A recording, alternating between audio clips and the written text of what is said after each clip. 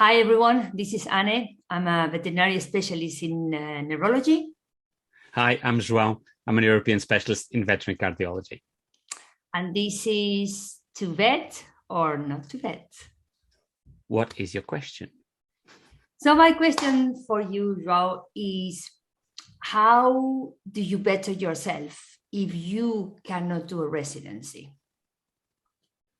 Yeah, I think because we discussed quite a lot about the route that we took, which was to gain a speciality.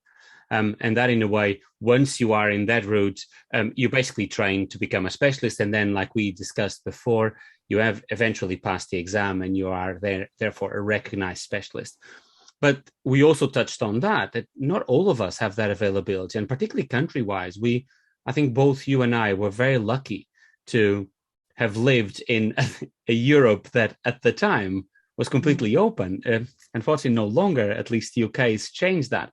But the situation where we were just able to travel, carry our degree from Portugal into any country in Europe, allowed us to choose what we wanted. I came to the UK, you started in France.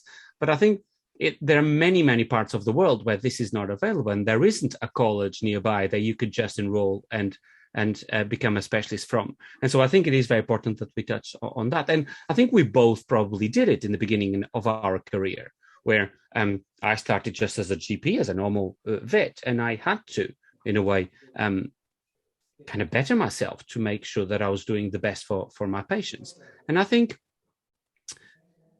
one of the ways is specializing. Even if you don't become a specialist, you showing your special interest in one speciality. It's just because I think the veterinary world, the science is so overwhelmingly large. You need to know so much of everything that I think actually if there's a subject that you like more than another, I think you should, one of the things that you could do is that amongst the structure where you are working in the veterinary hospital or a practice, or if you're working with another colleague, I think it should be divided in a way. Okay, I do a bit more surgery, you do a bit more diagnostic imaging. I suppose if you're a bit of a surgeon, you're going to do a little bit of neurology. I suppose if you're more of a medic, you'll be more tempted to do a bit of cardiology. If you're doing cardiology, you may do a bit of diagnostic imaging. So there are some subjects that group themselves quite well. And I think that would be my biggest advice, is that I think trying to know everything, I think it's overwhelming. And I think it does make the veterinary professional frustrated, because I think it is quite difficult to know everything. Don't you think? No, 100%. And I think that is probably the cornerstone. Like, you need to a little bit choose what is it, what we were talking before, what is it that you think that you are the best at, because it's the thing that you like the most, therefore you are the best at. So let's kind of probably do a little bit of a point. So what do we think that are some routes, some guidelines that we could give to people to try to better themselves? And instead of doing everything in one video, maybe we can do 2 videos.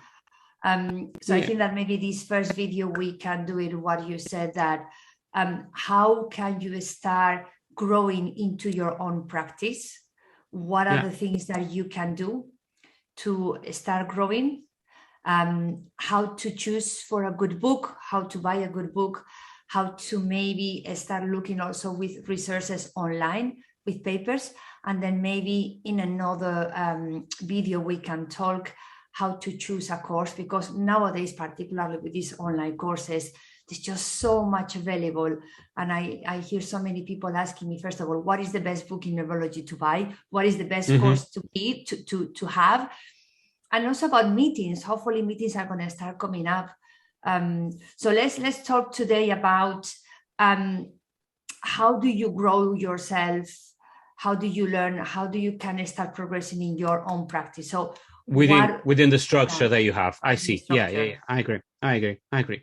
So I think dividing is important. And I think one of the things that, and we mentioned that before, one of the things that I think is important on the training of becoming a specialist, what we would term as an internship or residency, is that is the constant communication with your peers. So people with more experience, or if you're the more experienced person, teaching is one of the best ways that you have of learning. So I do think that starting to allocate time for some book reading, some paper discussion, some journal club where you just discuss the big papers. You don't need to discuss everything, but the ones that people start hearing, having a bit of a buzz around. Maybe a short presentation. I think that one of the ways that I at the moment push my learning is whenever I need to do a lecture, and I go and review the papers and I read and I try to pack it quite nicely in a presentation. And I think you'll be surprised how much you actually developed when you try to teach other people. And I think you will then, the structure where you're working will then grow by itself, because if everyone is lecturing a little bit, if you teach me a bit of neurology and then I teach you a little bit of cardiology, we both become better vets. And I think the process of teaching will probably be one of the most important things. And that could easily be done. It takes a lot of time to prepare, but for the structure, it doesn't take more. You don't need 45 minutes presentation about how to treat congestive heart failure. I mean, it's really interesting. It's really, really important. And it establishes you as the person that deals with heart failure. Yeah, I think that one thing that I probably also could give us an idea of taking advantage of that presentation that you give that could also be very useful on your practice is that obviously compacting, because doing a compact presentation, a simple presentation is extremely more difficult than to talk for hours and hours. And then, for example, create an SOP. So create a simplified structure. So then everyone in your practice that they're going to be exposed to that heart failure, they know what are the most 3 simple steps they need to do until you're going to go there and help them. Because that is going to, at the end of the day, the people listening, they just want to know, what should I do as my first 3 steps?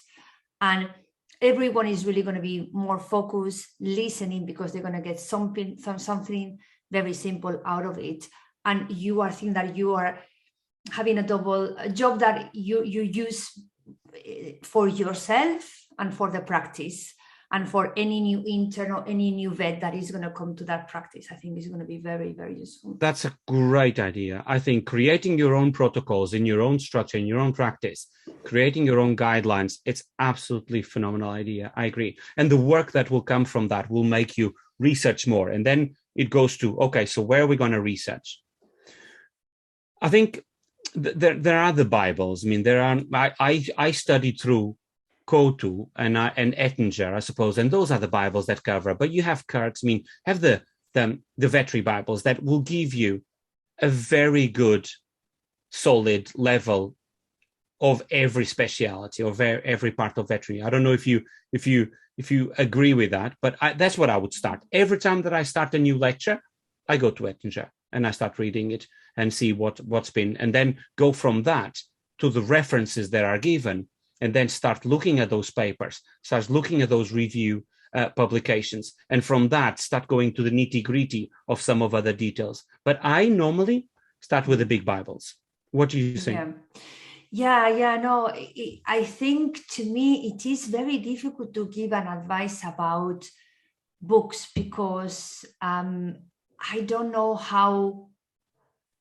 Even when people ask me what would be the neurology books that you would recommend,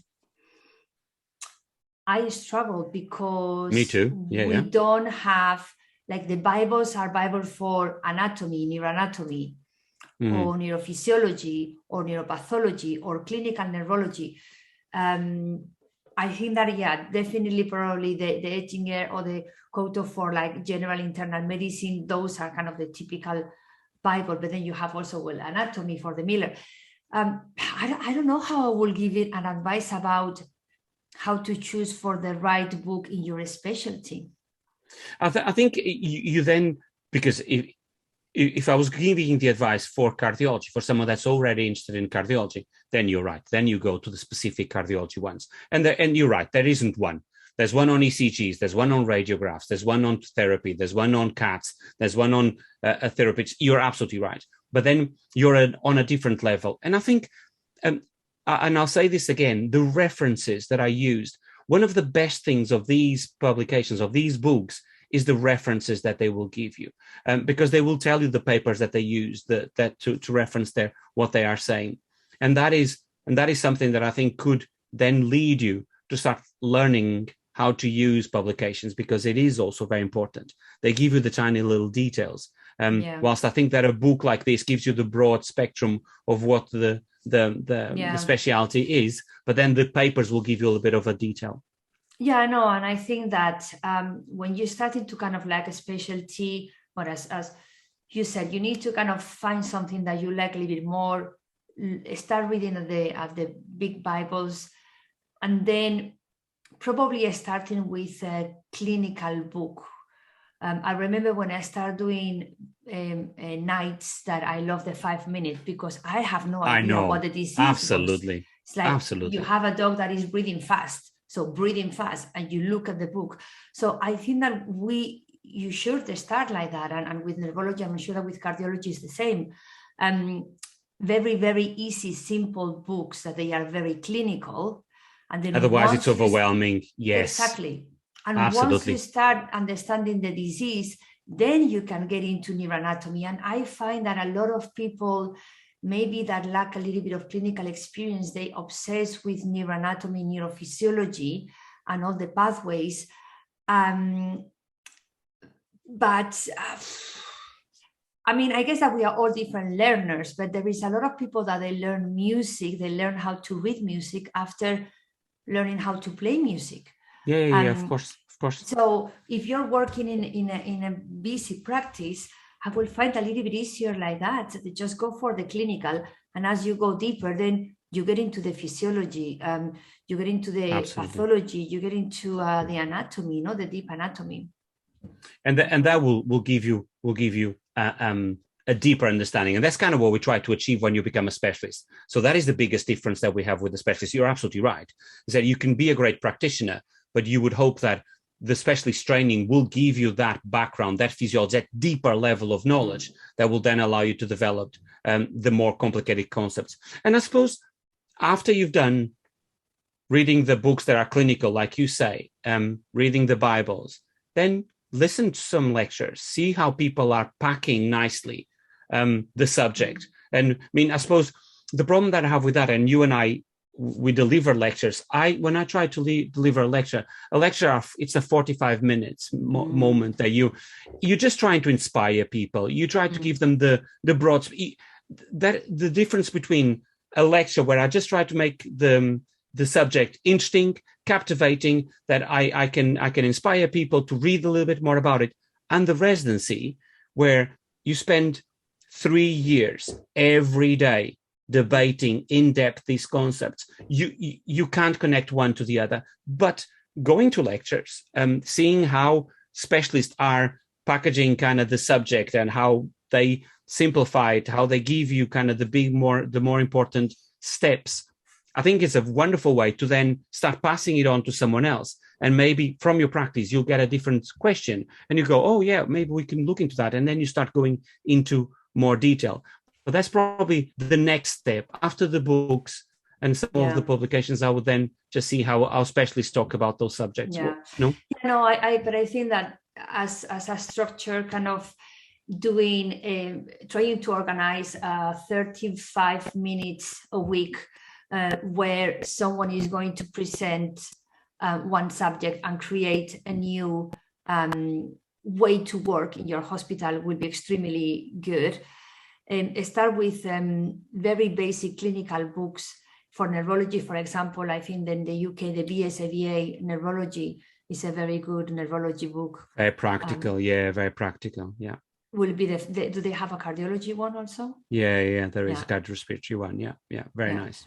And then once you kind of get used to do the clinical presentation, and then you start knowing the disease, then I think that you can start digging into the disease. And when you start digging into disease, that's when I think that the journals and the publications may be useful. Until you don't get to that level, I think that it's almost impossible to learn from a journal or to be able to search for a journal. Because if what you have in front of you is the snake cat, you don't know how to search the snake cat in PubMed.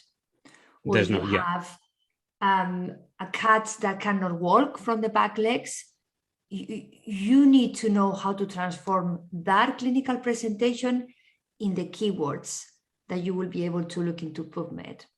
Very good. Yeah. I see what you mean. So if you're going to search in PubMed for the snake cat, you're not going to get a publication that's going to give you an answer. If you then diagnose that it's hypertrophic cardiomyopathy and you'll have a review paper. And I was mentioning probably more the review papers because cardiology, we do have some pretty big publications.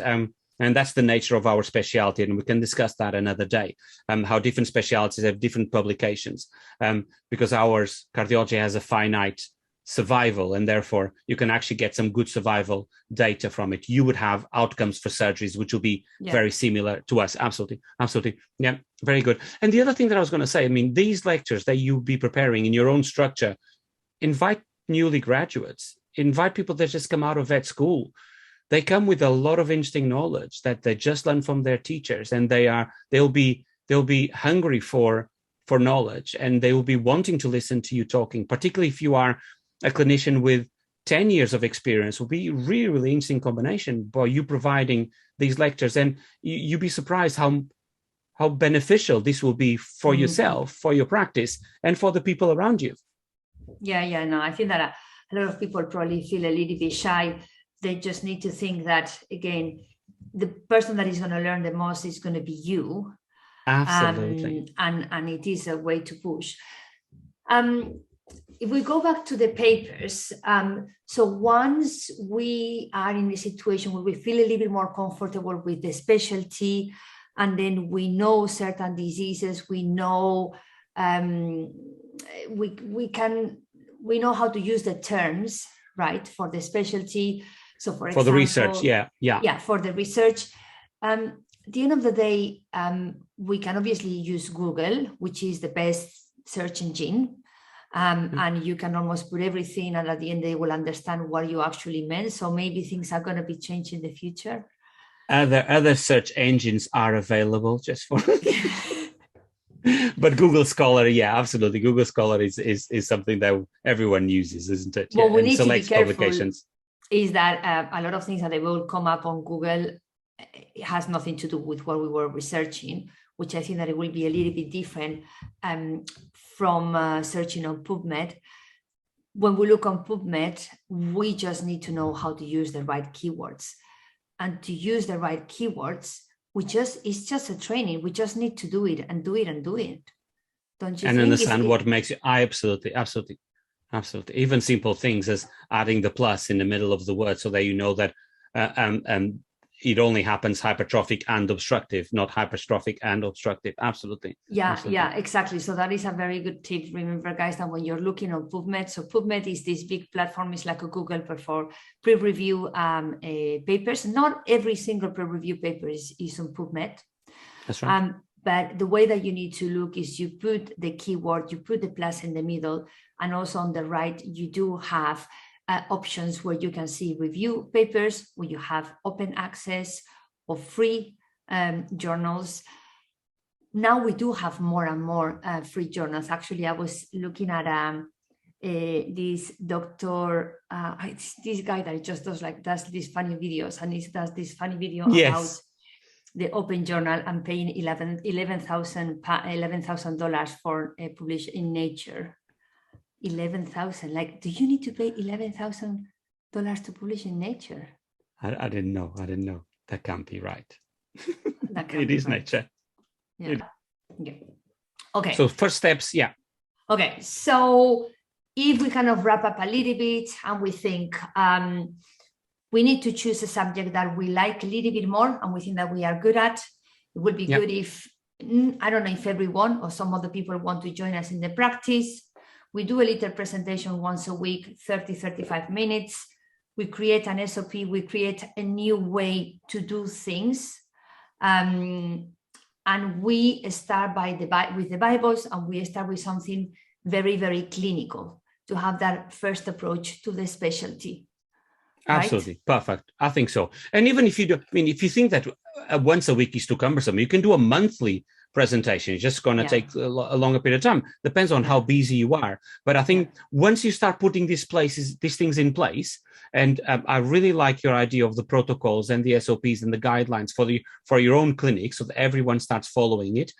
As soon as you start doing this, you see that the benefits will want you to make more, and you'll want other people to do it, and you want to hear it from other people. And even if you kind of make it during the lunchtime on a Friday or something like that, or a day that's not very busy. Very good. Very good. Okay. Lovely. Cool. So what we're going to do is then we're going to do another one about the next level. When you already know a little bit more, how do you choose? How do you look for the papers? How do you look on your everyday life, and how you go to courses or to meetings? Perfect. Thank you very much, guys, for being there. This is to bet or not to bet. What is your question? Just, exactly. Leave us the questions, the comments, and we will record another video for you. Okay? Nice to see you. Bye.